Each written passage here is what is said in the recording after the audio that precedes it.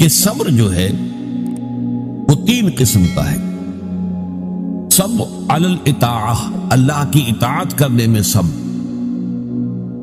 فجر کی نماز کے لیے اٹھنے کے لیے اس وقت چونکہ بڑی نیند گہری آئی ہوئی ہوتی ہے، رات بھر اگر کوئی مریض پریشان رہا ہو اور بے چین رہا ہو، اس وقت اسے نیند آ جاتی، اس وقت نیند کو توڑ کر اٹھنا، واقعہ یہ ہے کہ اس کے لیے صبر کی۔ پھر یہ کہ مئی جون کے مہینوں میں روزہ رکھنا بڑے صبر کی بات۔ تو صبر علی الاطاعہ، اللہ کے احکام کی پیروی اور اطاعت کرنے میں یہ صبر ہے۔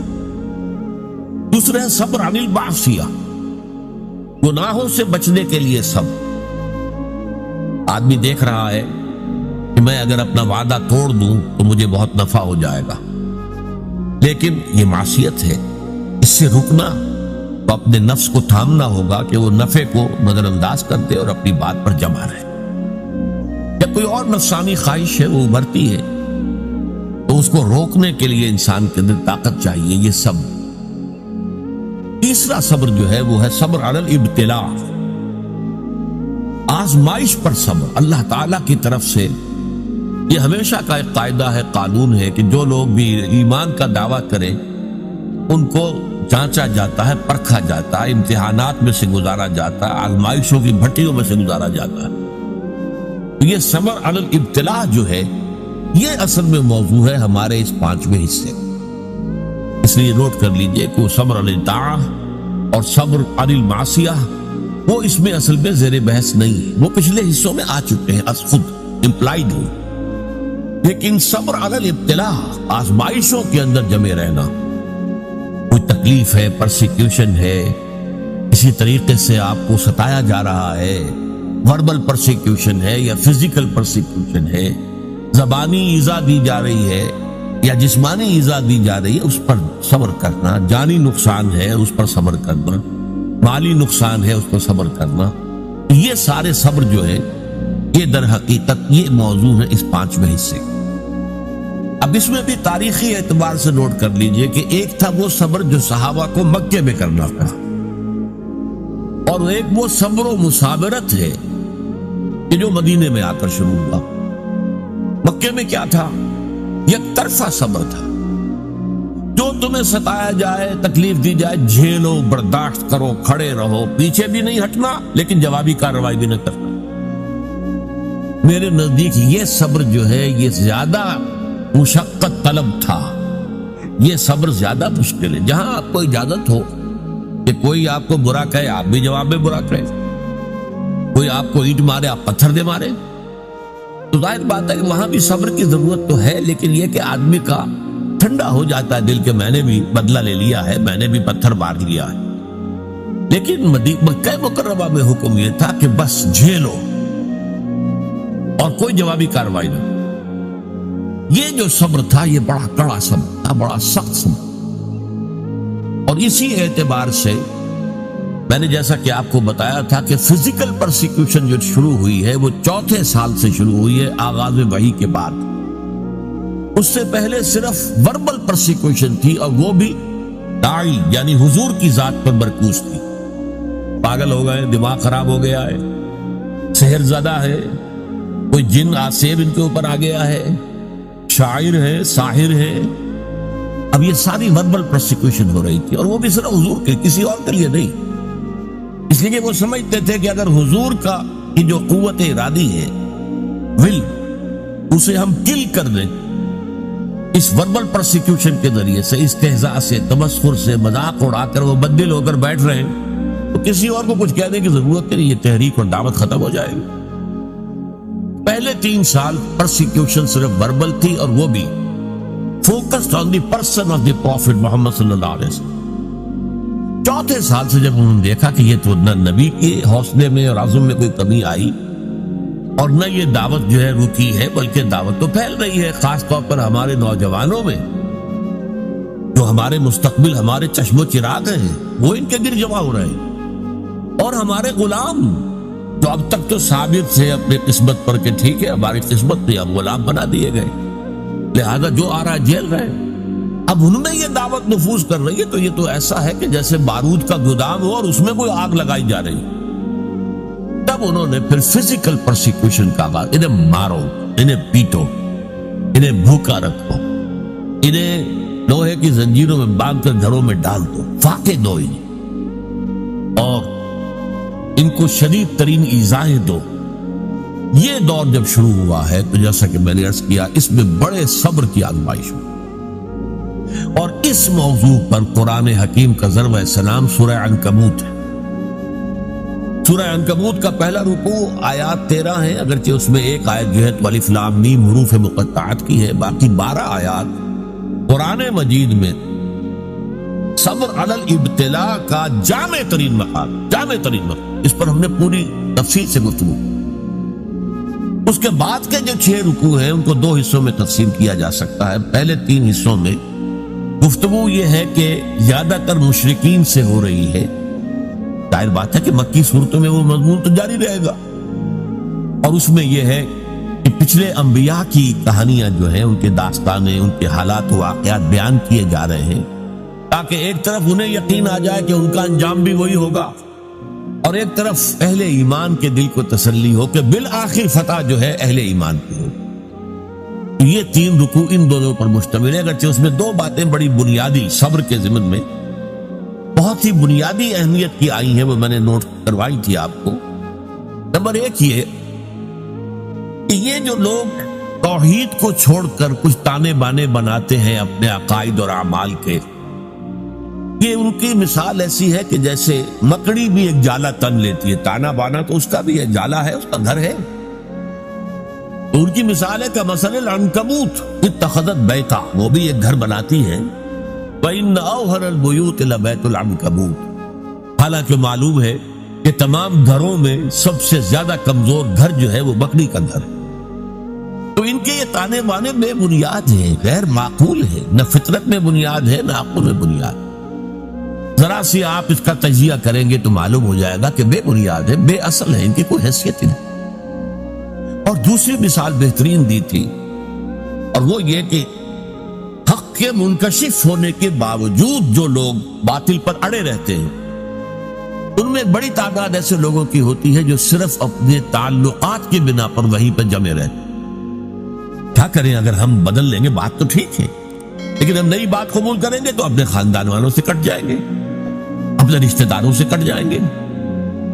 کوئی جماعت ہے اس میں ہم شریک ہیں، لیکن اتنے سال ہو گئے، ہمیں 50 برس ہو گئے، ہماری رشتہ داریاں اسی جماعت میں ہو گئی ہیں، ہمارے کاروباری اتحاد وہی ہے، اب اس جماعت کو چھوڑ کر ہم کیسے جو ہیں پنپے کے کیسے؟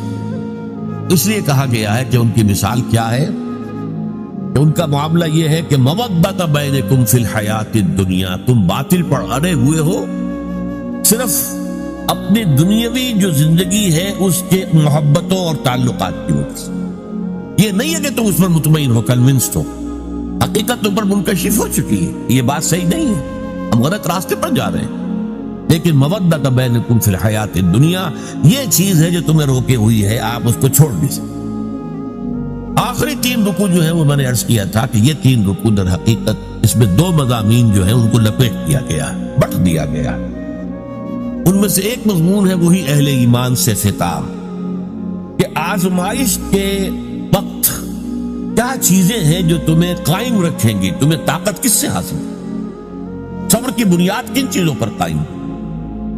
تو اس میں ہم نے دیکھا کہ 21ویں پارے کی جو پہلی آیات ہے نہایت جامع تھی، ذکر کی اہمیت، اتل ما اوحی الیک من الکتاب واقم الصلاۃ ان الصلاۃ تنہی عن الفحشاء والمنکر ولذکر اللہ اکبر۔ پھر یہ بھی فرمایا گیا کہ اہل کتاب کے ساتھ جو ہے، ان کے ساتھ جو ہے مجادلہ کرو، لیکن بڑے اچھے اسلوب سے، مشترک بات تلاش کرو اور وہاں سے بات شروع۔ اس طرح کے ہدایات آ گئی۔ پھر یہ ہے کہ مشرکین سے بات شروع ہو گئی۔ اب جو یہ آخری حصہ ہے آیت نمبر 56 سے لے کر 69ویں آیت تک، اس میں بھی آپ دیکھیں گے پہلی 5 آیات نہایت اہم ہیں ان لوگوں سے خطاب کر کے جو ان مشکلات و مصائب کی بھٹیوں میں سے گزر رہے ہیں۔ ان میں سے بعض لوگ ایسے بھی تھے کہ جن کے صبر کا پیمانہ اب لبریز ہو رہا تھا، مزید ہمت اپنے اندر نہیں پاتے تھے اس پرسیکیوشن کو برداشت کرنے۔ ان کے لیے ایک راستہ کھول دیا اجازت دے دی گئی ہجرت. اگر تم ہمارے دین پر قائم نہیں رہ سکتے، اس جگہ پر اتنی سختی ہے، اتنا تشدد ہے، تو ٹھیک ہے تم ہجرت کر جاؤ، میری زمین بڑی وسیع ہے، بڑی کشادہ ہے، زمین سے نہ بندھے رہو. پروفیسر مرزا محمد منور صاحب ایک لفظ استعمال کیا کرتے تھے، میں اس کو انہی کے حوالے سے استعمال کر رہا ہوں. Islamic culture is not earth bound. اسلامی تہذیب اور ثقافت جو ہے وہ زمین سے جڑی ہوئی نہیں ہے. ایک ہوتا زمین، بھارت ماتا، ہم سب بھارت کی اولاد ہیں، نہیں، سنز آف دی سوئل، نو. ہمارا تعلق نظریات سے ہے، اللہ سے ہے، ایمان سے ہے. اس بنا پر ہماری ایک جمعیت ہے. ان کی جمعیت کا ہے ملک و نسب پر اعتبار، اور قوت دین سے ہے مستحکم جمعیت تیری. اس اعتبار سے مسلمان جو ہے وہ ارتھ باؤنڈ نہیں ہے. اگر ایک جگہ پر رہتے ہوئے تم دین پر نہیں چل سکتے، چھوڑو اس جگہ کو، دفع کر دو اسے، اور چلے کہیں اور چلے جاؤ. لیکن ساتھ ہی کچھ اور باتیں بھی کہہ دی گئی. تو یہ در حقیقت اور یہ موقع کیا تھا؟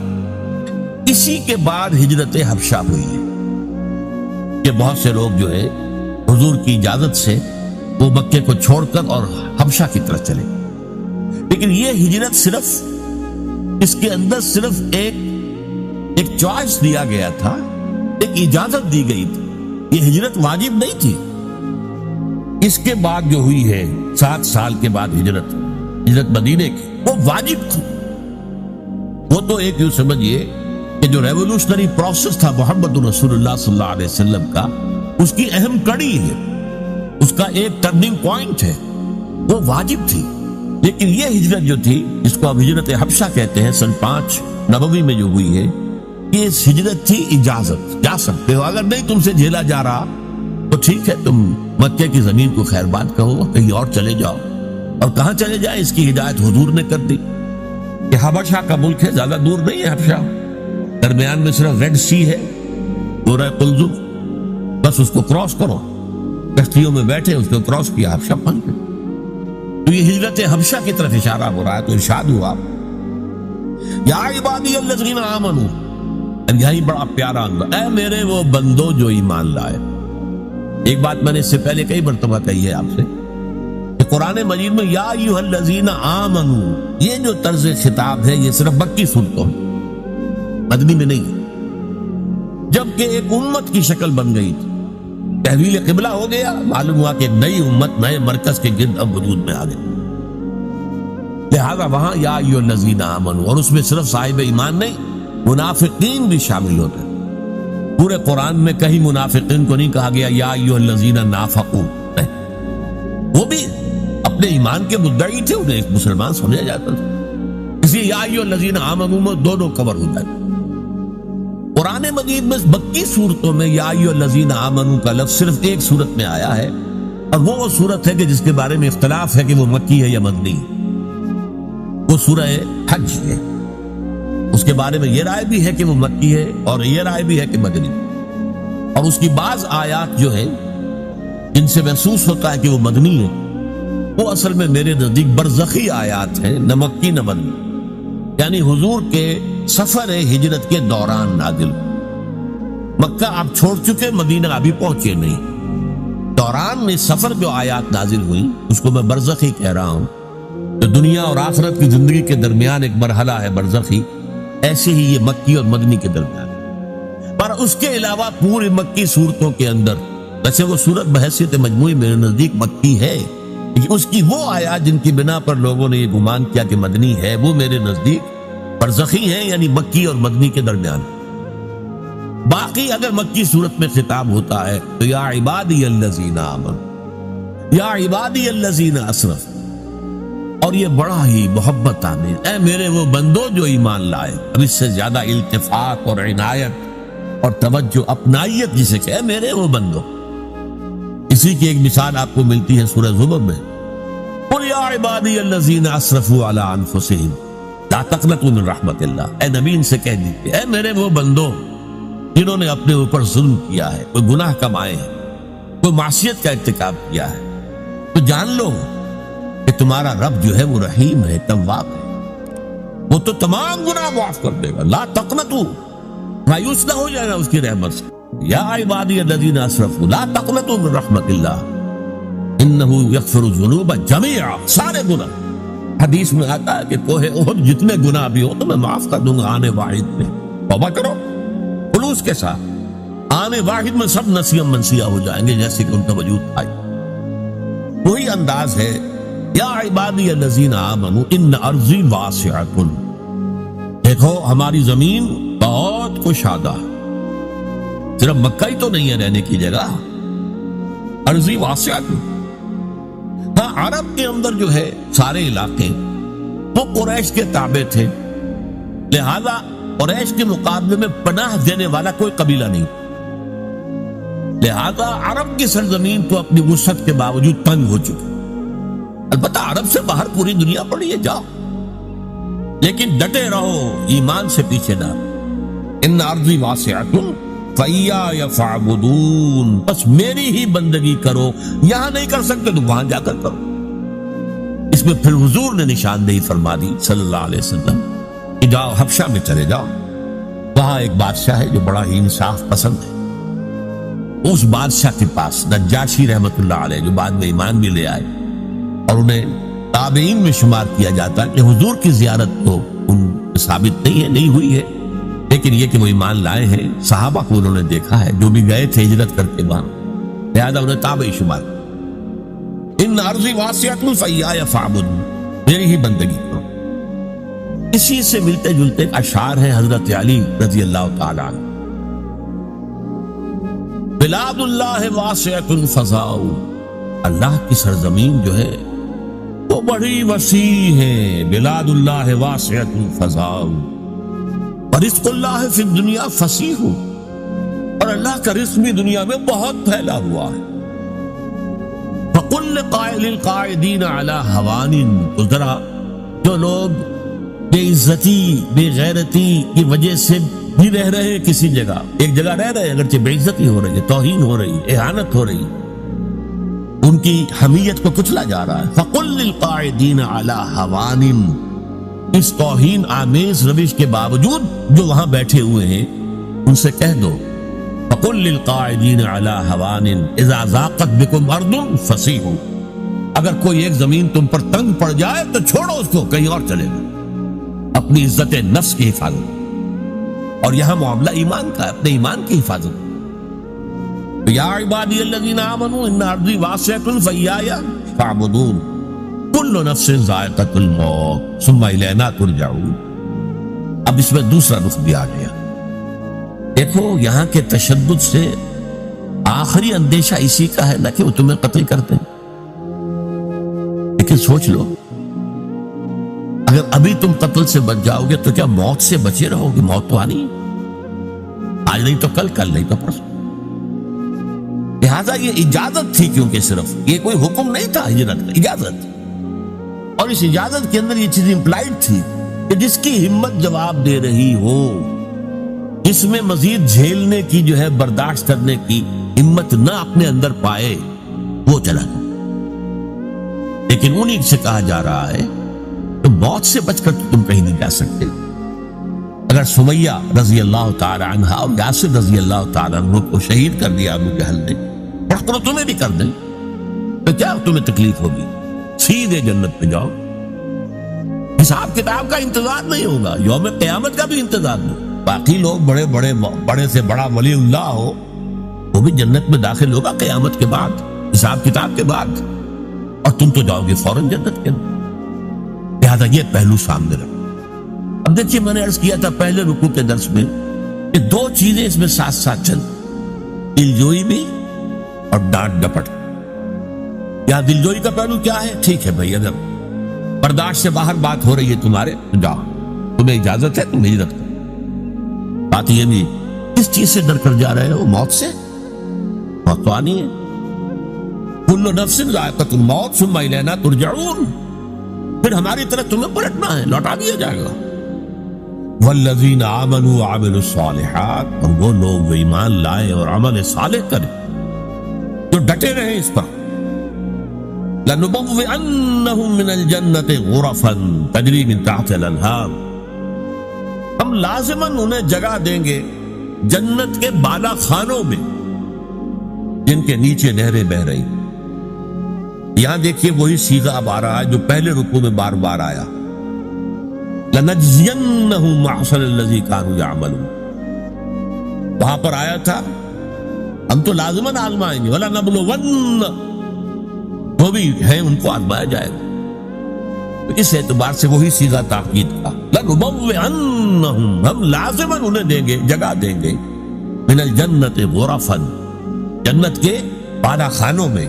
تجری من تحتہا الانہار، جن کے نیچے نہریں بہتی ہوں گی. خالدین فیہا، اس میں وہ ہمیشہ ہمیشہ رہیں گے. نعم اجر العاملین، بہت ہی اچھا اجر ہوگا عمل کرنے والوں کا. اور اب نہایت خوبصورت مقام ہے یہاں پر. عمل کرنے والوں کی بنیاد کیا ہے؟ الذین صبروا وعلی ربہم یتوکلون، وہ لوگ جنہوں نے صبر کیا، جھیلا، برداشت کیا، سختیاں جھیلی، مصیبتیں جھیلی، مصائب جھیلے. جبکہ مکے کی گلیوں میں گھسیٹا جا رہا تھا حضرت بلال کو، اور جیسے جانور کی لاش گھسیٹی جاتی ہے، کھینچ کر لائی جاتی ہے، اسی طریقے سے ایک زندہ انسان، گوشت پوشت کا انسان، اور اس کے گردن میں رسی ڈال کر دے دی ہے چھوکروں کو، گھسیٹو اس کو گلیوں کے. اور ظاہر بات ہے کہ وہ گلیاں کوئی پیومنٹ تو نہیں تھے، وہاں پر کوئی سڑکیں تو نہیں، کونے رکھنے والے جو ہے نوکیلے پتھر، جسم ادھر رہا، خونم خون ہے. پھر سینے کے اوپر ایک بھاری پتھر رکھ دیا گیا، دھوپ میں ڈال کر. اوپر سے وہ آسمان جو جیسے آگ برس رہی ہے، ادھر سینے پر پتھر.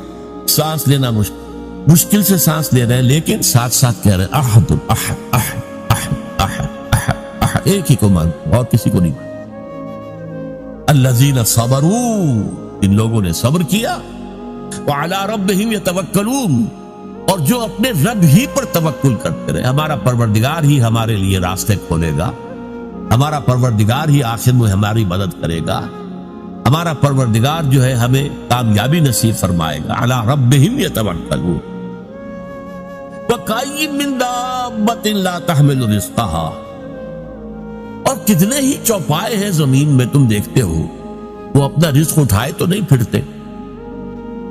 یہ پرندے جو ہیں، کیا ان کا رزق ان کے پاس اسٹور میں کہیں ہوتا؟ حضرت مسیح کا ایک بڑا پیارا جملہ ہے سرمن آف دی ماؤنٹ میں. کیوں فکر کرتے ہو، اپنے حواریین سے کہہ رہے، کیوں فکر کرتے ہو کہ کیا کھائیں گے؟ تم جنگل کی چڑیوں کو نہیں دیکھتے کہ وہ خالی پیٹ اپنے گھونسلوں سے نکلتی ہیں اور شام کو آسودہ ہو کر واپس آتی ہیں؟ ان کے پاس کہیں کوئی جمع تو نہیں ہے، کوئی ذخیرہ تو نہیں ہے گندم کا یا کسی اور چیز. جو آسمان کے پرندوں کو کھانے کو دیتا ہے، کیا وہ تمہیں نہیں دے گا؟ یہ خوبصورت انداز. کیوں فکر کرتے ہو کیا پہنو گے؟ جنگل کی سوسن کو نہیں دیکھتے کہ جس قدر شاندار لباس اللہ نے اسے دیا ہے، رنگین. سلیمان بھی اپنی ساری شان و شوکت کے باوجود ویسا ملبس نہ تھا، ویسا لباس اس کے پاس بھی نہیں. تو جو جنگل کی گھاس کو لباس دیتا ہے، جو آج ہے اور کل جھونک دی جائے گی آگ میں، کیا وہ تمہیں لباس نہیں پہنائے؟ یہ ہے توکل اللہ کی ذات. وَكَأَيٍّ مِّن دَابَّةٍ لَا تَحْمِلُ رِزْقَهَا اللَّهُ يَرْزُقُهَا وَإِيَّاكُمْ، اللہ ہی انہیں بھی رزق دیتا ہے، تمہیں بھی دے گا. کیوں فکر کرتے ہو کہ کل کیا کھائیں؟ آج جس نے تمہیں رزق دیا وہ کل بھی دے گا. تم اس کے اوپر توکل کرو، اعتماد کرو. وَهُوَ السَّمِيعُ الْعَلِيمُ، اور وہ سب کچھ سننے والا ہے، سب کچھ جاننے والا ہے. یہ 5 آیات بھی یوں سمجھیے کہ اس صبر کے موضوع پر، جو صبر کے اس وقت مکی دور میں تھا، یک طرفہ صبر، ایک ہے 2 طرفہ صبر. وہ آئے گا مدنی صورتوں میں جب ہم پڑھیں گے، سورہ بقرہ، سورہ آل عمران. لیکن یہ ہے یک طرفہ صبر، جو آئے جھیلو، برداشت کرو، لیکن کوئی جوابی کارروائی نہیں کرو. اس صبر کے لیے جو ہدایات دی گئیں سورہ عنکبوت کے آخری 3 رکوع جو ہے انہی پر مشتمل ہے. اور ان میں سے یہ 5 آیات جو ابھی ہم نے پڑھی ہیں نہایت اہم ہے، نہایت جان. بارک اللہ لی ولکم فی القرآن العظیم.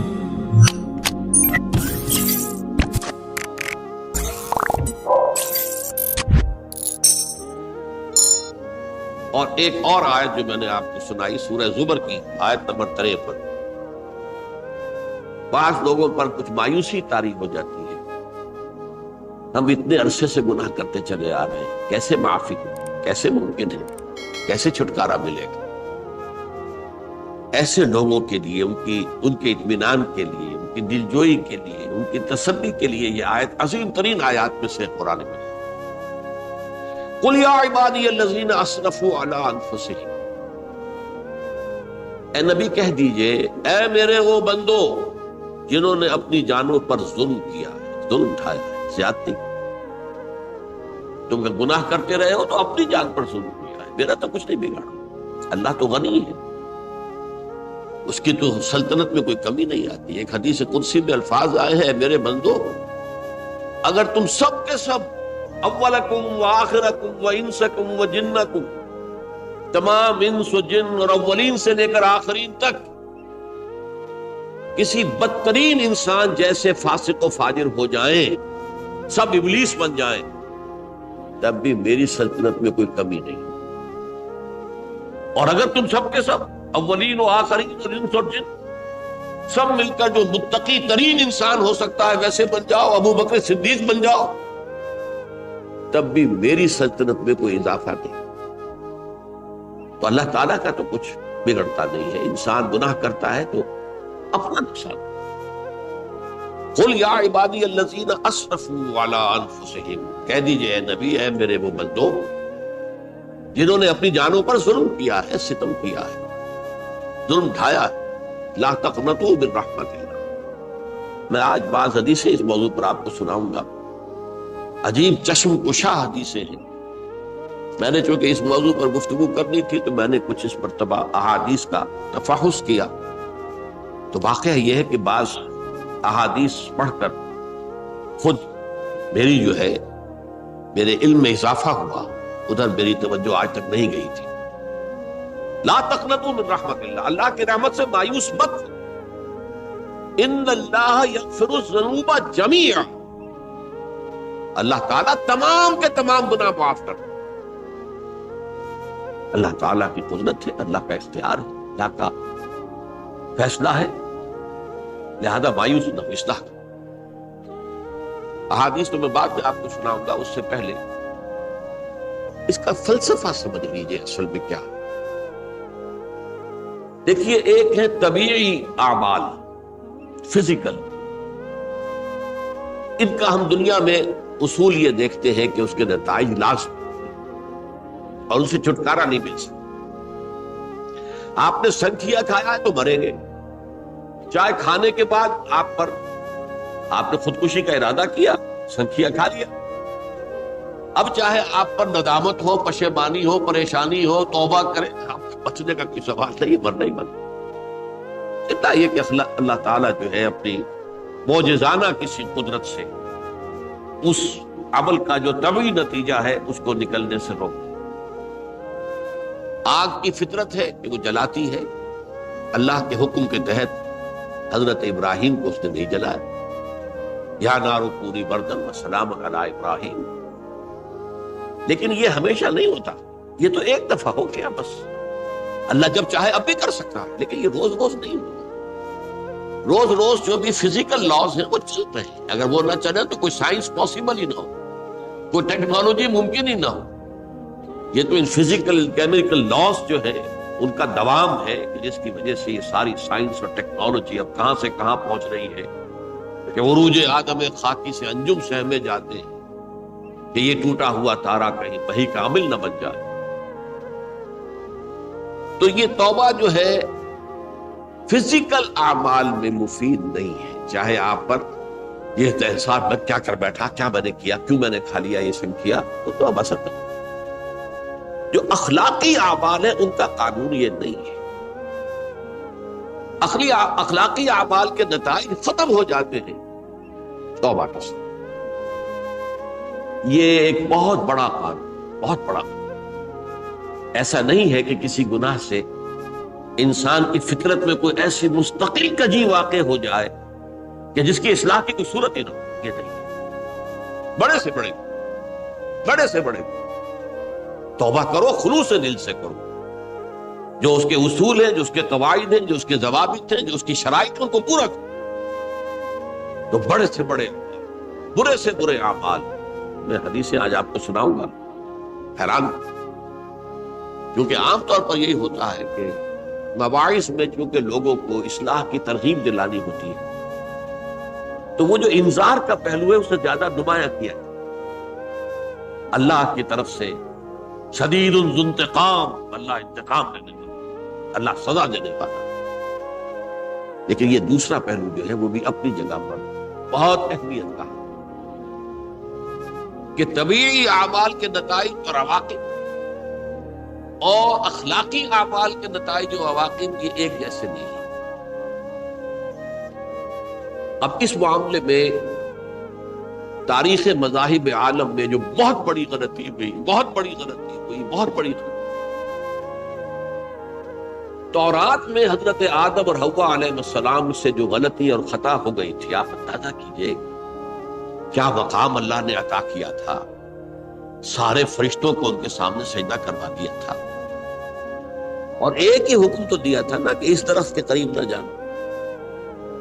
اور تو ابھی کوئی شریعت نہیں تھی، کوئی لمبے چوڑے احکام نہیں تھے. کھاؤ جہاں سے چاہو، اس ایک درخت کے پیچھے پاس نہ جانا. وَلَا تَقْرَبَا هَٰذِهِ الشَّجَرَةَ فَتَكُونَا مِنَ الظَّالِمِينَ. اور وہی کام کر بیٹھے حضرت آدم اور حضرت حوا علیہ السلام. کتنا بڑا، کتنا بڑا، کتنا بڑا.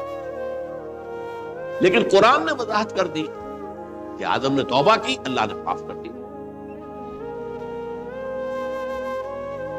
اللہ تعالیٰ سے کلمات سیکھے، ندامت دل میں پیدا ہو گئی حضرت آدم، لیکن الفاظ نہیں تھے. کن الفاظ میں اللہ سے معافی مانگوں؟ اسے خطا ہو گئی، بہت بڑی غلطی ہوئی. وہ الفاظ بھی اللہ نے سکھائے. فَتَلَقَّىٰ آدَمُ مِن رَبِّهِ كَلِمَاتٍ. یہ ہے جس میں کہ وہ علامہ اقبال کا ایک شعر ہے ان کے نوجوانی کے دور کا، جس پر میں بھول رہا ہوں کہ داغ دہلوی تھے یا کوئی اور تھے کہ جنہوں نے علامہ سے کہا تھا میاں اس عمر میں اور یہ شعر. اس بڑی محفل میں بات آئی تھی کہ موتی سمجھ کے شان کریمی نے چن لیے قطرے جو تھے میرے عرق انفعال میں. انفعال کہتے ہیں عربی میں پشیمانی، شرمندگی. اور عام طور پر جب کسی انسان پر پشیمانی اور شرمندگی طاری ہوتی ہے تو پیشانی جو ہے اس پر کچھ پسینہ سا آتا ہے. تو قطرے جو تھے میرے عرق انفعال کے موتی سمجھ کے شان کریمی نے چن لیے. اللہ کی نگاہ میں ان کی اتنی قیمت، ان کی اتنی وقت میرے بندے نے پشیمانی اختیار کی ہے، اپنے اس غلط کام کے اوپر اسے رنج اور افسوس ہو رہا ہے. تو اللہ کی نگاہ میں اس کی یہ عظمت ہے، یہ قدرت. تو اللہ تعالیٰ نے جب حضرت آدم کے دل میں وہ پشیمانی پیدا ہو گئی تو الفاظ نہیں تھے. کن الفاظ میں؟ ہم کہتے ہیں نا کہ مجھے سمجھ نہیں آ رہا کہ میں کس منہ سے آپ سے بات کروں، میری یہ حیثیت نہیں ہے، میں کن الفاظ میں اپنی جو ہے خطا کا اعتراف کروں. تو اللہ نے وہ کلمات خود سکھا دیے. فَتَلَقَّىٰ آدَمُ مِن رَبِّهِ كَلِمَاتٍ فَتَابَ عَلَيْهِ إِنَّهُ هُوَ التَّوَّابُ الرَّحِيمُ.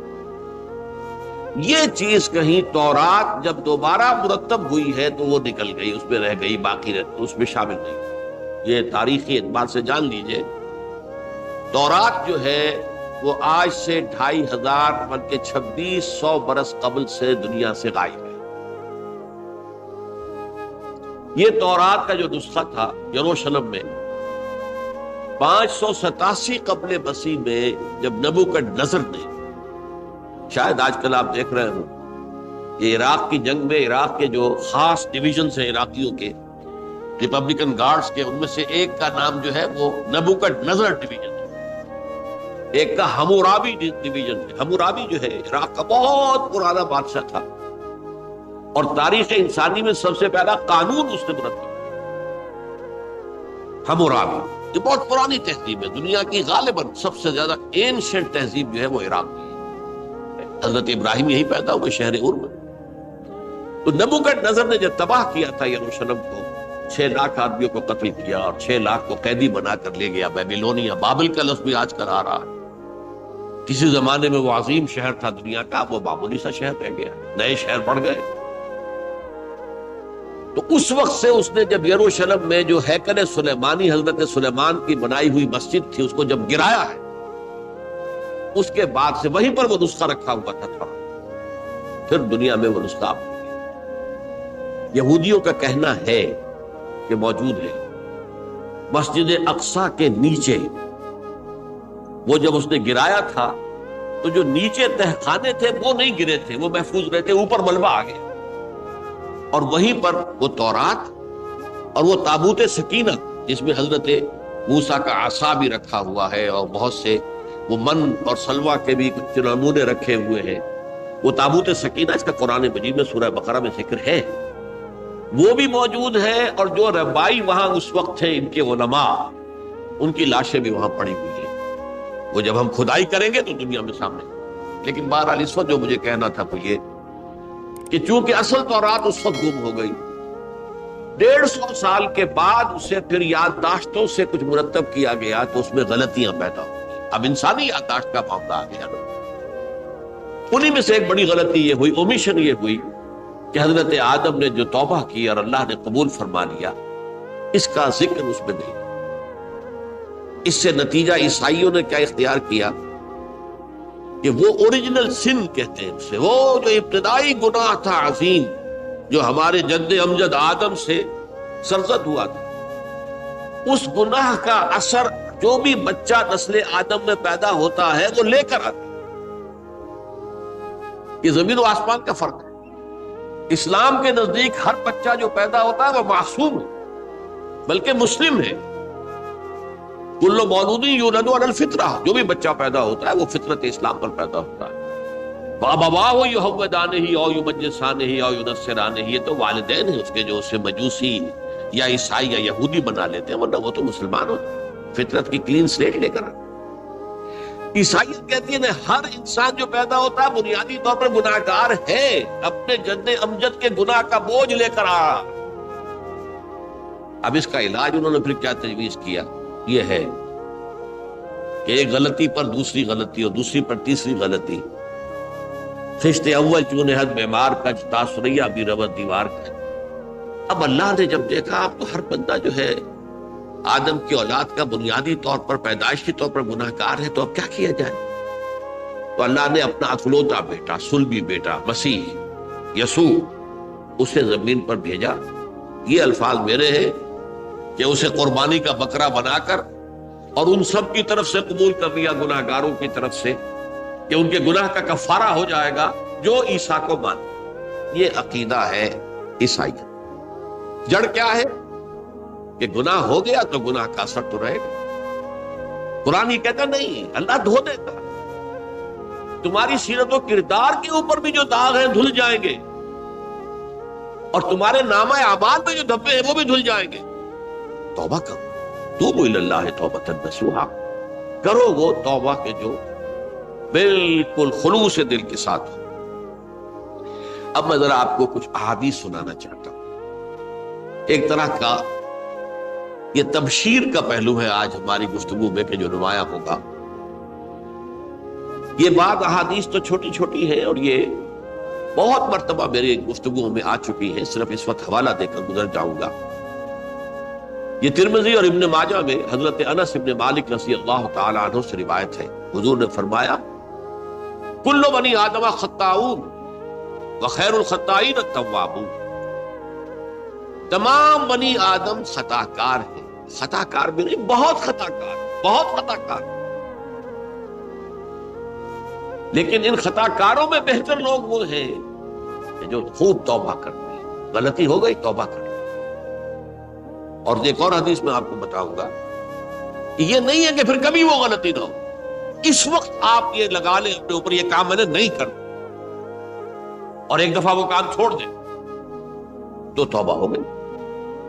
پھر اگر کچھ عرصے کے بعد پھر کہیں آپ جذبات کی رو میں بہہ گئے، پھر کہیں کوئی برے اثرات جو ہے وہ پڑے، پھر غلطی، کوئی بات نہیں، بیٹھو، پھر ہو گیا، پھر توبہ کرو۔ تواب اسی لیے کہا بار بار بار بار بار بار توبہ کرو۔ تو کل بنی آدم خطاؤون وخیر الخطائین التواب۔ دوسری حدیث یہ بھی ابن ماجہ اور بہقی میں ہے، حضرت عبداللہ ابن مسعود رضی اللہ تعالی عنہ، التائب من الذنب کمن لا ذنب لہ، گناہ سے توبہ کرنے والا ایسے ہے جیسے اس نے کبھی گناہ کیا ہی نہیں۔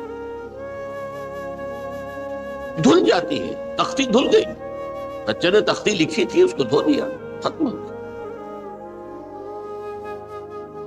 ایک حدیث تو پڑھ کر میں بھی چونکا، یہ اصل میں اسلوب ہے بیان کا، بتانے کے لیے کہ تمہارے دلوں کے اندر مایوسی کا غلبہ نہ ہو۔ مایوس اصل میں جو ہے مایوسی، یہ ابلیسیت ہے، نوٹ کر لیجیے اس کو۔ مایوسی ابلیسیت کی کا عکس۔ مبلس کہتے کسے؟ جو مایوس ہو گیا۔ ابلیس سب سے بڑھ کر مایوس جو ہے وہ ابلیس، اسے معلوم ہے میرا چھٹکارا تو نہیں ہے، لہذا میں جتنوں کو اپنے ساتھ لے کر جہنم میں جھونک دوں، یہی میری کمائی ہے، میں نے تو بچنا نہیں۔ تو ابلیس کہتی ہے اس کو جو انتہائی مایوس، مبلس، جو رحمت خدا بندی سے مایوس ہو چکا۔ اب اس کو دور کرنے کے لیے حدیث سنیے، اور یہ حدیث مسلم شریف کی ہے، صحیحین کے حضرت ابو ہریرہ سے حضور فرماتے ہیں والذی نفسی بیدہ، قسم ہے اس ذات کی جس کے ہاتھ میں میری جان ہے، لو لم تذنبوا، اگر تم لوگ گناہ نہ کرتے، لذهب اللہ بکم، تو اللہ تعالیٰ تمہیں لے جاتا کہیں اور، ولجاء بقوم یذنبون، اور پھر کسی ایسی مخلوق کو پیدا کرتا جو گناہ کرتے، فیستغفروا اللہ، اور پھر وہ اللہ سے استغفار کرتے اور توبہ کرتے، فیغفر لہم، اور اللہ تعالیٰ انہیں معاف کرتے۔ تو میں نے عرض کیا کہ یہ بعض چیزیں ہوتی ہے کہ جن کا واقع سے کوئی تعلق نہیں ہوتا، لیکن ایک زور بیان کے لیے، ایک بات کو ایمفیسائز کرنے کے لیے، جیسے قرآن مجید میں آتا ہے، اے نبی کہہ دو ان کان للرحمن ولد فانا اول العابدین، اگر اللہ کا کوئی بیٹا ہو تو میں سب سے پہلے میں اس کو پوجوں گا۔ جب میں اللہ کو پوجتا ہوں تو اللہ کا اگر کوئی بیٹا ہوتا تو کیا میں اسے نہ پوچھتا؟ لیکن نہیں ہے۔ اب یہ نہیں ہے، نفی کے لیے زور دیا کہ اگر اللہ کا کوئی بیٹا ہوتا، لو کان للرحمن ولد فانا اول العابدین۔ اسی طرح یہ ہے کہ اگر انسان گناہ نہ کرتے اور گناہ کے بعد توبہ کر کے اللہ تعالیٰ کی شان غفاری کا ظہور نہ ہوتا، یہ بھی ایک عجیب فلسفے کی بات ہے، اللہ نے یہ کائنات کیوں پیدا کی؟ قرآن مجید میں اس کو براہ راست ایڈریس نہیں کیا گیا اس مسئلے، میرے علم کی حد تک۔ ہو سکتا ہے کہیں بہت خفی انداز میں ہو اور ابھی تک میری نگاہ سے بھی جو ہے وہ چھپا رہ گیا، ہو سکتا ہے قرآن مجید کے غامض نکات ایسے ہو سکتے۔ کوئی شخص، میں تو کہتا ہوں کہ اگر کوئی شخص کہتا ہے، میرے بارے میں ایک عالم دین نے کہہ دیا تھا کہ اسے قرآن پر بڑا عبور حاصل ہے، تو میں نے انہیں پیغام پہنچایا، جن صاحب نے مجھے ان کا یہ جملہ سنایا تھا کہ آپ نے قرآن کی توہین کی ہے، قرآن پر عبور کسی انسان کو نہیں۔ عبور کا مفہوم کیا ہے؟ دریا کے دو کنارے ہیں، آپ اس کنارے سے اس کنارے چلے گئے تو آپ نے عبور کیا دریا۔ قرآن کے کنارے ہیں ہی نہیں، لا پیدا کنار۔ لہذا یہ کہہ دینا کسی کے بارے میں کہ قرآن مجید، اب انہوں نے تو ایک طرح سے میری تعریف کی تھی، میرے ایک ساتھی سے جملہ کہا تھا، ان کے وہ عزیز تھے، تو گویا کہ وہ جو میری تنظیم میں تھے ان کو خوش کرنے کے لیے کہہ دیا ہو، یا جو بھی ہو، ان کے دلی جذبات ہو سکتا ہے کہ میں نے کہا انہیں یہ پہلا پیغام پہنچا دیجیے، آپ نے قرآن کی توہین کی۔ قرآن پر عبور کسے ہو سکتا؟ نہ معلوم کتنے مقامات ہیں جہاں امام راضی بھی کھڑے ہوئے ایسے نظر آتے ہیں، دہشت زدہ، اعلم من هذا المقام مقام غامض مہیب عمیق، ہوشیار کے رہ بردم تیغست قدم رہا، ہوشیار ہو جاؤ، یہ بڑا خطرناک مقام ہے، بہت مشکل مقام ہے، اس کے تہ تک پہنچنا کسی کے لیے ممکن نہیں ہے۔ سورہ حدید کی آیت هو الاول والآخر والظاہر والباطن پر یہ الفاظ ہیں جو امام راضی نے لکھے۔ تو اس لیے میں آپ سے عرض کر رہا ہوں کہ یہ کہنے کا انداز ہے، والذی نفسی بیدہ لو لم تذنبوا، اس ہستی کی قسم جس کے ہاتھ میں میری جان ہے، اگر تم گناہ نہ کرتے، تو میں عرض کر رہا تھا تو اللہ کی شان غفاری کیسے ظاہر ہوتی؟ اللہ نے کائنات کیوں پیدا کی؟ کنت کنز مخفیا فاحببت ان اعرف فخلقت الخلق۔ محدثین کرام اگرچہ اس حدیث کی سند کو پختہ نہیں مانتے ہیں، لیکن اکثر مفسرین نے اس کو تسلیم کیا ہے۔ علامہ آلوسی نے تسلیم کیا کہ میں ایک چھپے ہوئے خزانے کے مانند تھا۔ اب خزانہ کہیں پڑا ہے، اس کا کیا حاصل کیا ہے؟ وہ تو کہیں کھلے، کسی کے پاس جائے، کوئی اسے فائدہ اٹھائے، تب تو فائدہ ہوا نا۔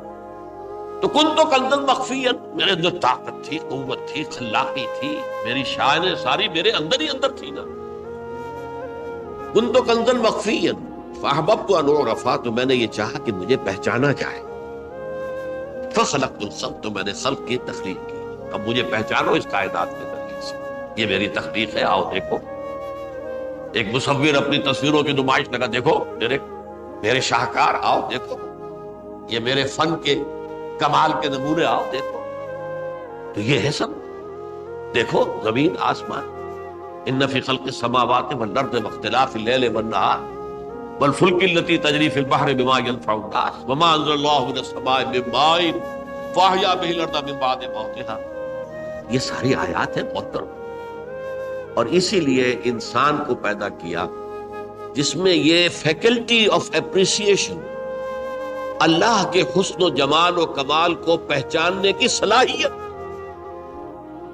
ورنہ ظاہر بات ہے کہ یہ جمادات کیا پہچانیں گے اللہ، پہاڑ کیا پہچانے گا اللہ کو پہچاننے کی صلاحیت انسان۔ تو یہ چونکہ ایک فلسفہ ہے باقاعدہ کہ اللہ نے تعالیٰ، اسی سے میں کہہ رہا ہوں اگر گناہ نہ ہوتا اور پھر توبہ نہ ہوتی اور میں اس کو معاف نہ کرتا تو میری شان غفاری کا ظہور کیسے ہوتا؟ میری شان ہے، غفار بھی ہوں، ستار بھی ہوں، اس کا ظہور کیسے؟ تو والذی نفسی بیدہ لو لم تذنبوا لذهب اللہ بکم ولجاء بقوم یذنبون فیستغفر اللہ فیغفر لهم۔ اگر تم لوگ گناہ نہ کرتے تو اللہ تمہیں ختم کر کے کوئی اور ایسی مخلوق پیدا کرتا کہ جو گناہ کرے اور پھر وہ توبہ کرے اور اللہ اسے معاف کرے۔ اسی سے ملتی جلتی ایک حدیث ہے، یہ امام احمد اور امام بہقی لائے ہیں، اور اس کے راوی حضرت علی ہے رضی اللہ تعالی عنہ۔ ان اللہ یحب العبد المؤمن المفتن التواب، اللہ تعالیٰ کو بہت محبت ہے، یحب۔ اب دیکھیے ایک طرف وہ آیات ذہن میں لائیے، اللہ تعالیٰ کن سے محبت کرتا ہے؟ واللہ یحب المحسنین، یا وہ لوگ ان اللہ یحب الذین یقاتلون فی سبیلہ صفا کانہم بنیان مرصوص، اللہ محبت کرتا ہے اپنے ان بندوں سے جو اس کی راہ میں جنگ کرتے ہیں صفے باندھ کر، گویا سیسا پلائی ہوئی دیوار ہے۔ یہ ہے مثبت کام، نیک کام، محسنین، اللہ کی راہ میں قتال کرنے والے۔ یہاں اس کے برعکس کہا جا رہا ان اللہ یحب، اللہ تعالیٰ محبت کرتا ہے اپنے اس بندے سے، العبد المؤمن، جو مومن ہو۔ اس کی ایک اور بڑی پیاری حدیث آئے گی، المفتن التواب، جو بہت فطروں میں مبتلا ہو جاتا ہو اور پھر بہت توبہ کرتا ہو، مفتن التواب، لیکن ساتھ ہی پلٹتا ہو، رجوع کرتا ہو، پھر اللہ کے حضور میں حاضر ہوتا ہو، پھر معافی مانگتا ہو۔ اللہ تعالیٰ کو اپنا ایسا بندہ بہت پسند ہے۔ اب میں کچھ اور حدیثیں آپ کو سنا رہا ہوں۔ توبہ کا دروازہ دو اعتبارات سے کہا گیا ہے کہ ایک وقت آنے پر بند ہو جائے۔ ایک حدیث کے تو الفاظ میں نوٹ کر کے نہیں لایا ہوں کہ اللہ تعالیٰ نے توبہ کا ایک دروازہ اتنا چوڑا کھلا رکھا ہوا ہے کہ جس کو عبور کرنا جو ہے وہ سال ہر سال میں ممکن ہو، اور یہ بند نہیں ہوتا جب تک کہ سورج مغرب سے طلوع نہ ہو۔ یہ قیامت کی جو آخری، قریب قیامت کی جو آخری نشانیاں ہیں ان میں سے وہی حدیث میں آپ کو سنا رہا ہوں، عن ابی ہریرہ رضی اللہ تعالی عنہ، اور یہ مسلم شریف کی روایت ہے۔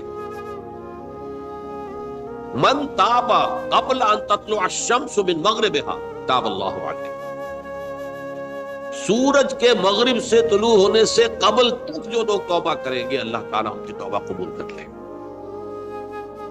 البتہ جب وہ قیامت کی وہ نشانی ظاہر ہو جائے کہ سورج مغرب سے طلوع ہو رہا ہے، اب دروازہ توبہ کا، اب اس کے بعد اگر توبہ کوئی کرتا ہے تو اللہ تعالیٰ اس کی توبہ کو قبول نہیں کرے۔ یہ تو اجتماعی سطح پر ہوئی، انفرادی سطح پر۔ عن عبداللہ ابن عمر رضی اللہ تعالی عنہما عن النبی صلی اللہ علیہ وسلم قال ان اللہ عز وجل یقبل توبۃ العبد ما لم یغرغر۔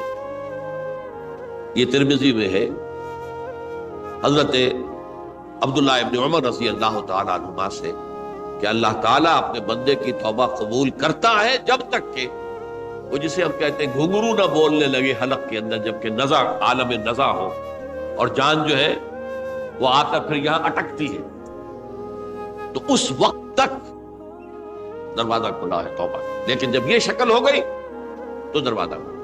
یہ انفرادی سطح پر ہو گیا، جب آپ کے موت کے آثار اتنے واضح ہو گئے کہ اب جا رہے ہیں، اب توبہ کریں گے تو توبہ قبول نہیں۔ اجتماعی سطح پر جب قیامت جو ہے اس کی وہ گھڑی آ گئی کہ سورج مغرب سے طلوع ہو گیا، اب توبہ کا دروازہ بند۔ ایک اور حدیث ہے جو میں نے بہت مرتبہ اس کا ترجمہ تو آپ کو بہت دفعہ سنایا ہے، آج میں چاہتا ہوں اس کو پورے متن کے ساتھ آپ کے سامنے۔ یہ حضرت انس بن مالک رضی اللہ تعالیٰ عنہ سے مروی روایت ہے جو حضور کے خادم خاص تھے، اور یہ متفق علیہ بھی ہے، یعنی بخاری میں بھی ہے، مسلم میں بھی ہے، لیکن تھوڑا سا فرق ہے الفاظ کا۔ تو جو مسلم شریف کی روایت ہے اس کے الفاظ کیا ہے؟ للہ اشد فرحا بتوبۃ عبدہ حین یتوب الیہ۔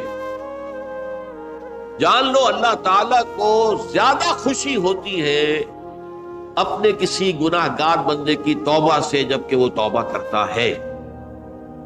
کس سے زیادہ ہوتی ہے؟ اس کی ایک تمثیل دی، من احدکم، ایک ایسے شخص سے بھی زیادہ بڑھ کر خوشی ہوتی ہے، کان علی راحلتہ بأرض الفلات، کہ جو بہت ہی دور دراز کے سنسان علاقے میں سفر کر رہا تھا، فانتحرفت منہ، اس کی سواری جو ہے گم ہو گئی، وعلیہا طعامہ وشرابہ، اسی پر اس کا کھانا بھی تھا اور پانی بھی تھا، اونٹنی پر سفر کر رہا تھا، اسی پر ہوتا ہے راحلہ جو ہے راستے کا سامان، اچانک کہیں بیٹھا ہے تھوڑی دیر کے لیے سستانے کے لیے، کہیں اونگ آ گئی اور اونٹنی صاحبہ غائب ہو گئی۔ اب آنکھ کھلی اور اس نے دیکھا، فَأَيَّسَ مِنْهَا، تلاش کر کر کے مایوس ہو گیا، کہیں اونٹنی کا سراغ نہیں۔ اب ظاہر بات ہے کسی صحرا میں یہ کیفیت، اس کا مطلب کیا ہے؟ یقینی موت۔ فَأَتَى شَجَرَةً فَاسْتَجَعَ فِي ظِلِّهَا وَقَدْ أَيَسَ مِنْ رَاحِلَتِهِ، تو وہ ایک درخت کے نیچے اس کے سائے میں آ کے لیٹ گیا، گویا کہ موت کی امید۔ فَبَيْنَهُمَا وَهُوَ كَذَلِكَ إِذْ هُوَ بِهَا قَائِمَةٌ عِندَهُ، اس کی کہیں دوبارہ آنکھ لگی ہے، جو کھولا تو دیکھتا ہے اونٹنی تو موجود ہے، کھڑی ہے، تو وہ فوراً اس کی وہ جو رسی ہے وہ پکڑتا ہے، فَأَخَذَ بِخِتَامِهَا ثُمَّ قَالَ مِن شِدَّةِ الْفَرْقِ، اب جو اسے مسرت ہوئی اس کا آپ اندازہ کر سکتے ہیں، ایک یقینی موت کا معاملہ آ چکا تھا، اور اچانک اللہ تعالیٰ نے وہ کھوئی ہوئی اونٹنی جو ہے وہ واپس دلا دی۔ تو وہ کہنا تو یہ چاہتا تھا، اللہ تو میرا رب ہے، میں تیرا بندہ ہوں، لیکن جسے ہم کہتے ہیں کہ خوشی کی انتہا فرط مسرت میں ایسی زبان لڑکھڑائی، اس نے کہا اللہم انت عبدی وانا ربک، اے اللہ تو میرا بندہ ہے، میں تیرا رب، یہ کہنا۔ تو یہ کیا ہے؟ فرط مسرت، جسے آپ خوشی کی انتہا، کہ جس میں انسان جو ہے اتنی بڑی خطا کر بیٹھتا ہے۔ اللہ کو اپنے کسی گناہ گار بندے کی توبہ سے اس سے بھی زیادہ خوشی۔ اب ظاہر بات ہے کہ یہ تماثیل کس لیے ہے؟ بعض لطائف، بعض حقائق اتنے لطیف ہوتے ہیں کہ ان کو بیان نہیں کیا جا سکتا بتمام الکمال، تو مثالوں کا سہارا لیتے ہیں۔ اللہ کو کتنی خوشی ہوتی کیا سمجھیں گے؟ لہذا یہ مثال تو سمجھ میں آ گئی نا کہ ایک لقودق صحرا میں انسان سفر کر رہا تھا، ایک ہی اونٹنی ہے، اسی پر اس کا پانی ہے، اسی پر اس کا کھانا ہے، کہیں ٹھہرا ہے تھوڑی دیر کے لیے، اونٹنی غائب، اور اس کے بعد تلاش کر کے شمال مغرب جنوب ہر جگہ دیکھ لیا، اب تک کہیں اونٹنی کا سراغ نہیں، اب موت کے انتظار میں لیٹ گئے کہ اچانک دیکھتا ہے کہ اونٹنی موجود ہے، تو وہ شدت فرح میں یہ کہہ بیٹھتا ہے اللہم انت رب انت عبدی وانا ربک انا للہ و انا الیہ راجعون۔ اب دیکھیے ایک حدیث وہ آ رہی ہے اور اس کو یوں سمجھیے، اللہ تعالیٰ نے جو انسان پیدا کیے ہیں ان کے مزاج مختلف، ان میں کچھ لوگ ہوتے ہیں جو قوی ہوتے ہیں ارادے کے، جو فیصلہ کر لیا ڈٹ کے، کچھ لوگوں میں وہ قوت ارادی اتنی مضبوط نہیں ہوتی، وہ ادھر ادھر سوچتے رہتے ہیں، کچھ لوگ جسمانی طور پر بہت توانا ہوتے ہیں، کچھ لوگ جسمانی طور پر پیدائشی طور پر کمزور ہوتے ہیں۔ تو اگر کوئی قوت ارادی کمزور رکھنے والا شخص ہے، وہ بھی تو اللہ کی تخلیق ہے، اللہ کا بندہ ہے، خطاؤں کا ظہور ہو جاتا ہے، توبہ کرتا ہے، پھر کچھ عرصے کے بعد پھر خطا کا ظہور ہو جاتا ہے، پھر توبہ کرتا ہے، تو ہم تو یہ سمجھیں گے کہ ایک حد کے بعد پھر اس کی توبہ قبول نہیں ہوتی، لیکن حدیث سنیے، وعن ابی ہریرہ رضی اللہ تعالی عنہ قال قال رسول اللہ صلی اللہ علیہ وسلم ان عبدا اذنب ذنبا، یقیناً ایک بندہ جو ہے وہ ایک گناہ کرتا ہے، فقال، پھر وہ کہتا ہے رب، اے میرے پروردگار، اذنبت فاغفر لی، مجھ سے گناہ ہو گیا ہے، مجھے معاف۔ فقال ربہ، تو پروردگار یہ کہتا ہے اعلم عبدی ان لہ ربا یغفر الذنب ویاخذ بہ، میرا یہ بندہ یہ جانتا ہے کہ اس کا ایک رب ہے جو گناہ معاف بھی کر سکتا ہے اور سزا دے بھی سکتا ہے۔ کیا مانی ہوئے؟ گناہ اس نے کیا ہے لیکن جانتا ہے اللہ کہ وہ معاف بھی فرما سکتا ہے، تبھی تو وہ اللہ سے معافی کی درخواست کر رہا ہے۔ اس کے اس جاننے کی بنیاد پر، اس کے اس علم کی بنیاد پر، اس کے اس ایمان کی بنیاد پر فرمایا غفرت لعبدی، میں نے اپنے بندے کو معاف کر دیا۔ ثم مکث ما شاء اللہ، پھر وقت گزرا جتنا کہ اللہ نے چاہا، ثم اذنب ذنبا، پھر اس سے گناہ ہو گیا، فقال رب اذنبت ذنبا فاغفر، پھر کہتا ہے پروردگار مجھ سے گناہ ہو گیا، پھر مجھے معاف فرما دے۔ فقال ربہ، اللہ فرماتا ہے عالم عبدی ان لہ ربا یغفر الذنب ویاخذ بہ، میرا بندہ ہے نا جو جانتا ہے کہ اس کا ایک رب ہے، ایمان باللہ اس کے اندر ہے، تبھی تو پکار رہا ہے، اور یہ بھی جانتا ہے کہ وہ گناہ معاف بھی کر سکتا ہے اور چاہے تو پکڑ بھی سکتا ہے، سزا بھی دے سکتا ہے۔ تو فرمایا، اللہ تعالیٰ فرماتے ہیں میں نے فرمایا تو میں نے معاف کر دیا۔ ثم مکث ما شاء اللہ، پھر ایک عرصہ گزرا اس کے بعد، ثم اذنب ذنبا، پھر اس نے گناہ کیا، قال رب اذنبت ذنبا آخر، اس نے کہا پروردگار میں نے تو پھر ایک اور گناہ کر دیا، فاغفر لی، مجھے بخش دے۔ فقال اعلم عبدی ان لہ ربا یغفر الذنب ویاخذ بہ، میرا بندہ جانتا ہے نا کہ اس کا ایک رب ہے جسے وہ پکار رہا ہے، اور وہ جانتا ہے کہ اسے اختیار حاصل ہے کہ چاہے تو بخش دے اور چاہے تو پکڑ دے۔ اس کے اس علم، اس ایمان کی بنیاد پر میں نے اسے معاف کر دیا۔ ایک اور حدیث، میں نے چونکہ اس گفتگو کے لیے ان احادیث کا تفحص کیا ہے، یہ تو بہت ہیں حدیثیں، میں نے ان میں سے کچھ چنی ہیں۔ ہمارے بعض واعظ ناصح وہ بھی کسی شخص کو روکتے رہے، برائیوں سے روکتے رہے، نہیں رکتا، تو کہیں غصے میں آ کے اللہ تجھے کبھی معاف نہیں کرے، یہ کتنا بڑا جرم ہے، اس کا اندازہ کیجئے اس حدیث سے۔ تم میرے بندے کو میری رحمت سے مایوس کر رہے، کتنا بڑا جرم ہے، اس کا اندازہ کیجئے۔ یہ مسلم شریف کی روایت ہے عن جندب، حضرت جندب رضی اللہ تعالی عنہ سے، ان رسول اللہ صلی اللہ علیہ وسلم حدث، کہ اللہ کے رسول صلی اللہ علیہ وسلم نے ایک واقعہ بیان کیا، ان رجلا قال، کہ ایک شخص نے یہ کہا، واللہ لا یغفر اللہ لفلان، کہ خدا کی قسم اللہ تعالیٰ فلاں شخص کو کبھی معاف نہیں کرے گا، وَأَنَّ اللَّهَ تَعَالَى قَالَ، اس پر اللہ تعالیٰ نے یہ فرمایا، مَنْ ذَا الَّذِي يَتَعَالَّىٰ عَلَيَّ، یہ کون ہے جو میرے اوپر حکومت کرنے والا آ گیا، جو میری طرف سے حکم لگا رہا کہ میں کبھی معاف نہیں کروں گا، مَنْ ذَا الَّذِي، کون ہے وہ شخص، الَّذِي يَتَعَالَّىٰ عَلَيَّ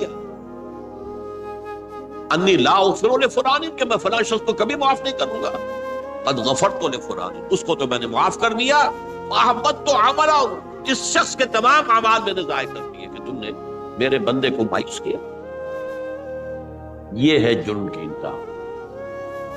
تو توبہ کی دعوت دیتے رہو، توبہ کے لیے لوگوں کو آمادہ کرتے رہو، توبہ جو ہے اس کے لیے ترغیب دیتے رہو، اللہ تعالیٰ معاف فرمانے والا۔ اب آخری حدیث سنا رہا ہوں، یہ تو بہت ہی عجیب حدیث ہے اور متفق علیہ، یہ بخاری اور مسلم دونوں میں۔ حضرت ابو سعید الخدری رضی اللہ تعالی عنہ جو ہے اس کے راوی، حضور نے فرمایا، کانا فی من کانا قبلکم رجل قتل 99 نفسا، تم سے پہلے جو امت تھی بنی اسرائیل، ان کا ذکر ہے، اس میں ایک آدمی ایسا تھا جس نے 99 قتل کیے تھے۔ اب آپ اندازہ کیجئے کتنا بڑا گناہ کبیرہ ہے قتل۔ قرآن مجید میں آتا ہے فَكَأَنَّمَا قَتَلَ النَّاسَ جَمِيعًا، اگر ایک انسان کو بھی ناحق قتل کر دیا گیا تو یہ ایسے ہی ہے گویا کہ اس نے پوری نوع انسانی کو قتل کر دیا، اس نے 99 قتل کیے۔ فَهَلْ لَهُ مِن تَوْبَةٍ، پھر اس کے بعد یہ ہوا کہ اس کے اندر توبہ کا جذبہ پیدا ہوا۔ فَسَأَلَ عَنْ أَعْلَمِ أَهْلِ الْأَرْضِ، تو اس نے پھر سوال کیا، لوگوں سے پوچھا کہ زمین میں رہنے والوں میں کون سب سے بڑا عالم ہے۔ فَدُلَّ عَلَىٰ رَاهِبٍ، تو اسے بتایا گیا فلاں راہب فلاں جگہ پر ہے، وہ بہت نیک ہے، بڑا عالم ہے۔ فَأَتَاهُ، وہ اس کے پاس آیا، فَقَالَ أَنَّهُ قَتَلَ 99 نَفْسًا فَهَلْ لَهُ مِن تَوْبَةٍ، انہوں نے کہا دیکھیے راہب صاحب، میں نے 99 انسان قتل کیے، اب مجھے یہ بتائیے کہ میرے لیے توبہ کا کوئی امکان ہے؟ فقال لا، اس نے کہا نہیں۔ فقتلہ، اس نے اس کو بھی قتل کر دیا۔ فکمل بہ 100، اپنی سینچری مکمل کر لی، مطلب 99 کے بعد ایک ہی کسر تھی، اس کو بھی قتل کیا، 100 پورے کر لیے۔ ثم سأل عن عالم اہل الارض، پھر اس نے پوچھا کوئی اور، کوئی بڑے عالم انسان ہو۔ فدل علی رجل عالم، پھر اس کی رہنمائی کی گئی ایک بڑے عالم شخص کی طرف۔ فقال انہ قتل 100 نفس، تو اس نے وہاں جا کر کہا کہ میں 100 انسان ہلاک کر چکا ہوں، قتل کر چکا ہوں۔ فہل لہ من توبہ، میرے لیے توبہ کا کوئی امکان ہے؟ فقال نعم، کیوں نہیں، 100 قتل کیے تب بھی کیا، توبہ کا راستہ دروازہ کھلا ہوا، ما لم یغرغر، جب تک کہ وہ گھنگرو نہیں بج رہا اس وقت تک تمہارے توبہ کا دروازہ کھلا ہوا ہے۔ فرمایا نعم، ومن یحول بینہ وبین التوبہ، تمہاری توبہ کے درمیان اور تمہارے درمیان کون حائل ہو سکتا ہے، توبہ کا دروازہ کھلا ہے۔ لیکن ساتھ ہی کہا انطلق الی ارض کذا و کذا، اب تم ایسے کرو جہاں تم رہتے ہو وہاں نہ جاؤ واپس، وہاں کا ماحول اچھا نہیں ہے، معاشرہ اچھا نہیں ہے، ہو سکتا ہے کہ تم توبہ پر قائم نہ رہ سکو، تم فلاں جگہ چلے جاؤ، وہاں اچھے لوگ آباد ہیں، ان میں جا کر رہو۔ فإن بها أناسا يعبدون اللہ تعالی، وہاں ایسے لوگ آباد ہیں جو اللہ کی بندگی کرتے ہیں، فاعبد اللہ معہم، تو تم ان کے ساتھ مل کر اللہ کی بندگی اور پرستش کرو، ولا ترجع الی ارضک، اپنی زمین کی طرف اپنے وطن میں واپس مت جاؤ، فإنها ارض سوء، وہ بری جگہ، فانطلقا، تو وہ چل پڑا، ہجرت کر رہا ہے، اس جگہ جا رہا ہے جہاں کا راہب نے بتایا تھا۔ حتی اذا نصف الطریق، جب آدھا راستہ اس نے پورا کر لیا، اتاہ الموت، موت آ، فاختصمت فیہ ملائکۃ الرحمت و ملائکۃ العذاب. اب وہ جہنم کے فرشتے بھی آ گئے اس کی جان قبض کرنے کو، اور جنت کے بھی آ گئے. فقالت ملائکۃ الرحمہ، رحمت والے جو فرشتے ہیں جنت والے، انہوں نے کہا جا تائبا مقبلا بقلبہ للہ تعالی، یہ شخص توبہ کر کے اللہ تعالیٰ کی طرف ہجرت کر رہا تھا، اس لیے اس کی نیت کی بنیاد پر اب یہ جنتی ہے، لہذا اس کی روح ہم قبض کریں.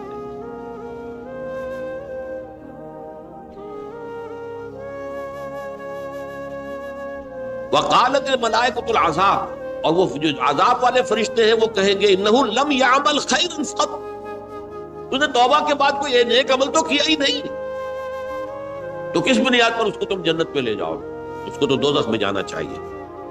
فاتاہ ملک فی صورت آدمی، تو ان کے پاس اللہ نے ایک اور فرشتے کو بھیج دیا آدمی انسانی شکل کے اندر.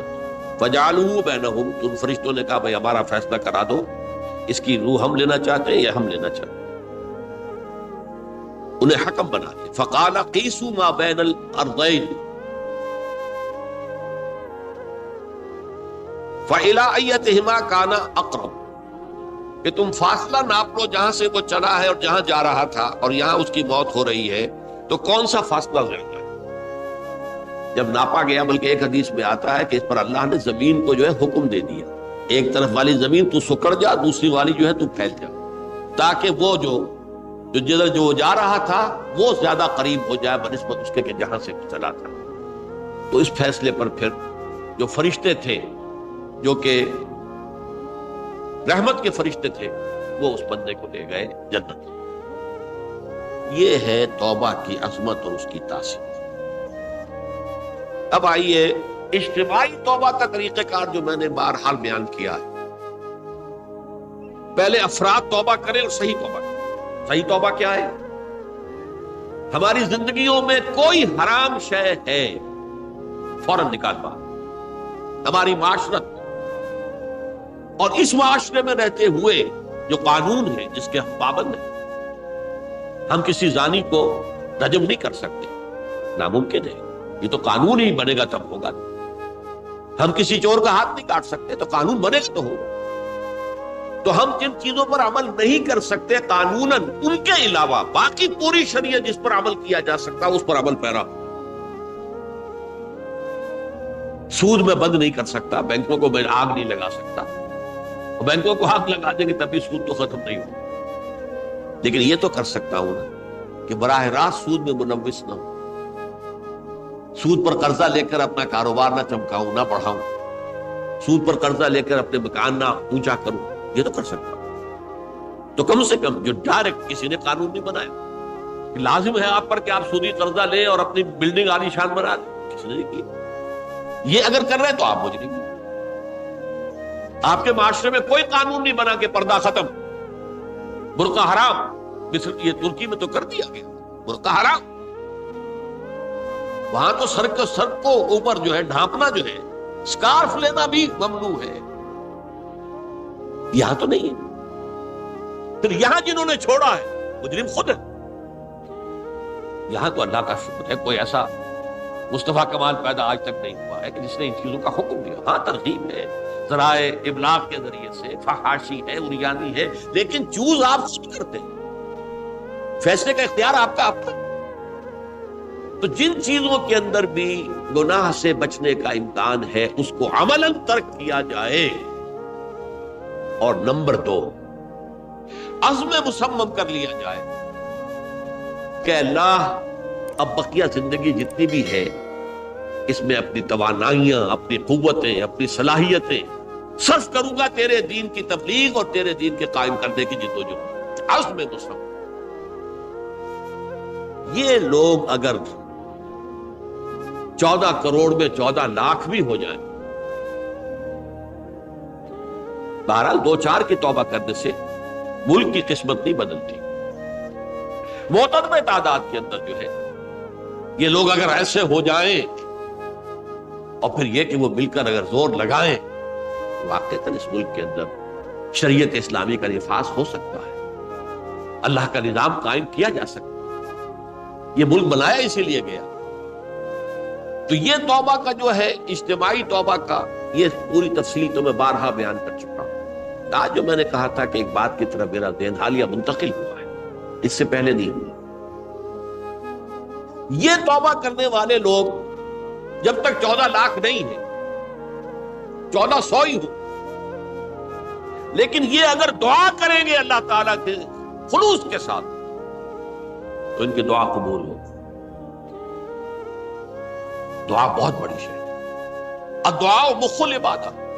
ٹھیک ہے، بڑا لمبا راستہ لگتا ہے یہ کہ 14 لاکھ انسان توبہ کرے یا 2 لاکھ یا 3 لاکھ انسان توبہ کرے، صحیح معنی میں توبہ کرے، اور پھر وہ جمع ہو، ایک طاقت بنے، تن من دھن لگانے کے لیے، جانے دینے کے لیے تیار ہو جائے. تو لگتا ہے یہ کہ کافی لمبا ہے کہ دراز و دور دیدم رہو رسم پارسائی. یہ تو بڑا لمبا راستہ ہے. اسی سے لوگ کہتے ہیں کہ پھر کیا حل ہوا؟ یہ تو حل جو ہے تو کوئی عملی حل تو نہیں ہوا. اس میں میرا ذہن منتقل ہوا ہے دعا. اجیب دعوت الداعی اذا دعان امن یجیب المضطر اذا دعاہ. بھلا وہ کون ہے جو کسی مضطر کسے کہتے ہیں؟ ایک شخص نہایت پریشان حال ہو گیا، نہایت پریشان حال، اور میں اللہ کو پکارے، پروردگار تو میری دستگیری فرما. اللہ کسی اور طرف مجھے کوئی توقع نہیں رہی، کوئی نہیں رہا جس سے مجھے کوئی امید. یہ مضطر اضطرار کی حالت میں جب بالکل بے چین ہو کر اللہ کو پکارتا ہے تو اللہ اس کی دعا قبول کرتا ہے. اور دعا کی حد یہاں تک بھی آتے ہیں الفاظ کہ لا یرد البلاء قضاء الا بالدعاء. تقدیر الہی کو بھی اسی لیے 2 حصوں میں تقسیم کیا گیا. تقدیر مبرم، ایک تو اللہ کا وہ فیصلہ ہے جو ٹل نہیں سکتا کسی صورت میں. ایک تقدیر معلق ہوتی ہے تو صحیح اللہ کا فیصلہ، لیکن اس میں تبدیلی ہو سکتی ہے. یہ جو تقدیر معلق ہوتی ہے اس میں دعا انتہائی مؤثر شے ہے. لا يرد البلاء الا لا يرد القضاء الا بالدعاء. قضا جو ہے وہ نہیں بدل سکتی سوائے دعا. اس دعا کی تو کم سے کم ہم منادی کریں، لیکن پہلے شرط وہی ہے، ورنہ وہ دعا نہیں ہے، ورنہ وہ توبہ نہیں ہے. توبہ صحیح ہو، حرام سے اپنے وجود کو، اپنے گھر کو پاک کریں، اس کے بغیر کچھ نہیں. اس کے بغیر تو جیسے کہ کہا گیا سورہ مائدہ میں قل یا اہل الکتاب لستم علی شیء حتی تقیموا التوراۃ والانجیل. اے نبی ان سے کہہ دیجئے، اے اہل کتاب تمہاری کوئی حیثیت اللہ کی نگاہوں میں نہیں ہے، تمہاری کوئی دعا اللہ کے ہاں قابل پذیرائی نہیں ہے جب تک کہ تم تورات اور انجیل کو قائم نہیں. لہذا دعائیں تو نہ بنو. 30 لاکھ آدمی جو ہے حج کے موقع پر کیسی کیسی دعائیں مانگتے ہیں. کہاں جا رہی ہیں دعائیں؟ کہاں ہے ان کی قبولیت؟ یا توبہ صحیح ہو. اور توبہ کے بارے میں آج میں نے امکانی حد تک آپ کے سامنے آج ترغیب و تشویق کا پہلو رکھا ہے. مایوسی اس کو کہا بھی جاتا ہے، مایوسی کفر ہے. اور میں نے آپ سے کہا آج لا تقنطوا من رحمت اللہ ان اللہ یغفر الذنوب جميعا. 99 قتل کیے ہو، 100 قتل کیے ہو، تب بھی توبہ کرو گے تو اللہ توبہ قبول فرمائے. اور کس شان کے ساتھ قبول فرمائے گا اس حدیث کے اندر آیا، متفق علیہ حدیث صحیح بخاری اور صحیح مسلم کے اندر ہے. تو اگر ہم اس توبہ کی منادی کریں نمبر 1، اور جو لوگ توبہ کریں صحیح معنی میں، ایک طرف تو وہ جد و جہد شروع کر دیں اللہ کے دین کے قائم کرنے کی جد و جہد، اس میں پیچھے نہ رہے، لیکن اس اسنا میں جو دعائیں وہ کریں گے، اللہ تو نے یہ ملک ہمیں عطا کیا تھا، ہم نے اپنے زور بازو سے اسے نہیں حاصل کیا، یہ سلطنت خدا داد پاکستان، اور اے اللہ اے خاصان رسول وقت دعا ہے، امت میں تیری آنکھ جب وقت پڑا ہے. میں اپنے احساسات جو ہیں آپ کے سامنے الفاظ میں بیان نہیں کر سکتا. یہ جب یروشلم کی تباہی ہوئی تھی جس کا میں نے ذکر کیا ہے، 6 لاکھ انسان قتل ہوئے تھے، اور 6 لاکھ کو نبوکدنضر جو تھا وہ ہانک کر بھیڑوں بکریوں کی طرح بیبیلونیا لے گیا تھا. اس سے پہلے کتنے ہی نبی اہل کتاب کے وہ کہتے رہے تھے کہ ہوش کرو، توبہ کر لو، بلکہ ایک جگہ کے الفاظ کے ہیں درخت کی جڑ پر کلہاڑا رکھا جا چکا ہے، اب بھی ہوش میں آ جائے، ہوش میں نہیں گئے۔ دنیا پرستی، جو بھی ان کے نفس پرستی جو بھی ان کے اوپر مسلط ہو چکی تھی، اس نے انہیں توبہ نہیں کی، تباہی و بربادی ہو گئی۔ آج ہماری نگاہوں کے سامنے عراق کے ساتھ کیا ہو، بغیر اس کے کہ کوئی جرم ہو، بغیر اس کے ہم تو بڑے بڑے جرم کر چکے ہیں ان کی نگاہ۔ نان پرولیفریشن ٹریٹی جو ہے اس کے خلاف ہمارا عمل جا رہا ہے پوری دنیا کے اندر۔ ان کا کہ ہم اس کو ایٹمی صلاحیت کو نہیں پھیلنے دیں گے۔ وہ ایک خاص وقت میں افغانستان میں انہیں ہماری ضرورت تھی، اپنے اصل دشمن یو ایس ایس آر اپنے مقابل کی طاقت کو ختم کرنے کے لیے، اس وقت انہوں نے اپنا منہ جو ہے پھیر لیا تھا، نہیں دیکھا تھا، اور ہمارے ہاں اللہ کی یہ رحمت آ گئی کہ ایٹمک صلاحیت بھی حاصل ہوئی۔ اور پوری دنیا میں شاہ عبداللہ نے کہا تھا، پرنس عبداللہ نے، کہ یہ آپ کا نہیں ہے، یہ جو نواز شریف صاحب سے جب اس کا ہم نے دھماکہ کیا، یہ بم آپ کا نہیں ہے، یہ پوری امت مسلمہ کا۔ کیسے یہ برداشت کر سکتے ہیں یہودی اور یہودیوں کے اعلی کار عیسائی، خاص طور پر Protestants, west white Anglo Saxon Protestants? تو سمجھ لیجئے کہ پاکستان کی جڑوں پر بھی تیشہ رکھا جا چکا۔ یہ میرے احساسات کی اس سے کم میں تعبیر ہو نہیں سکتی، لیکن اب بھی امکان ہے، اب بھی امکان، اب بھی امکان۔ توبہ کرو، توبہ کراؤ، مل جل کر طاقت بنو، کوشش کرو کہ یہاں اسلام کا نظام آ جائے، اور اس اسنا میں بھی دعا کرو اللہ تعالیٰ سے کہ اللہ ہمیں مہلت عطا فرما دے، ہمیں کچھ اور مہلت عطا فرما دے، اے اللہ ہمیں کچھ اور مہلت عطا فرما دے۔ بارک اللہ لی ولکم فی القرآن العظیم ونفعنی وإیاکم بالآیات والذکر الحکیم۔ اگر آپ کو ہماری ویڈیو اچھی لگی ہو تو ہماری چینل کو سبسکرائب ضرور کریں۔ ڈاکٹر اسرار احمد رحمت اللہ علیہ کی وفات کے لیے سورہ فاتحہ پڑھ کر کامنٹ میں آمین لکھیں۔ شکریہ۔